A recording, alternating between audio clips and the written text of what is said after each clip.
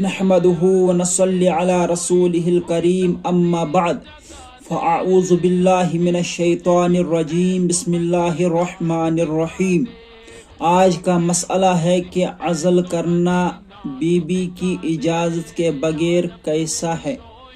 اگر خاوند اولاد نہ چاہتا ہو تو عزل کرنا جائز ہے، اور اسی طرح کنڈوم استعمال کرنا بھی جائز ہے کچھ شرائط کے ساتھ۔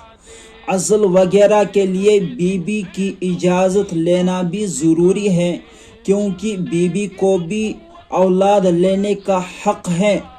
لیکن بعض حضرات نے یہ بھی کہا ہے کہ اگر بیوی سے اجازت نہ بھی لیا ہو، بیوی اجازت نہ بھی دے تو پھر بھی عزل کرنا جائز ہے۔ اس کی دلیل درج ذیل حدیث میں ہے۔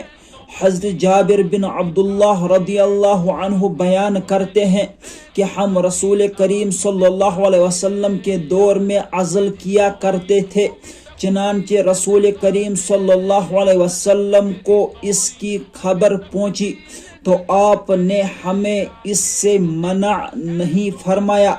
صحیح بخاری حدیث نمبر 250، صحیح مسلم حدیث نمبر 160۔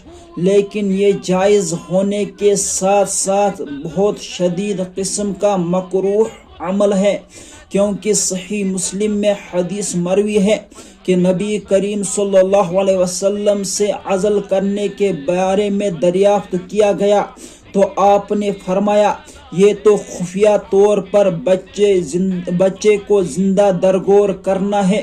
صحیح مسلم حدیث نمبر 1442۔ یہ حدیث اس کو بہت زیادہ مکروہ ہونے کی دلیل ہے۔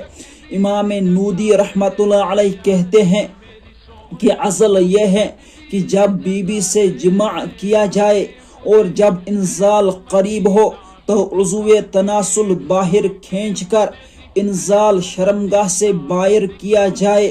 ہمارے نزدیک یہ ہر حالت میں مکروہ ہے اور ہر عورت کے لیے مکروہ ہے، چاہے وہ عزل پر راضی ہو یا نہ ہو، کیونکہ یہ نسل کشی ہے۔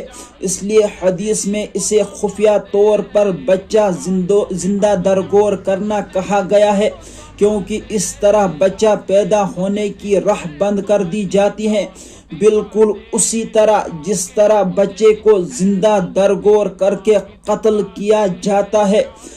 اب رہا مسئلہ اس کے حرام ہونے کا، تو ہمارے اکابر اصحاب اسے حرام نہیں کہتے۔ پھر اس سلسلے میں جتنی احادیث وارد ہے ان میں اس طرح ہو سکتا ہے کہ جن احادیث میں عزل کی نفی ہے اسے کراہت تنزیہ پر محمول کیا جائے گا، اور جن احادیث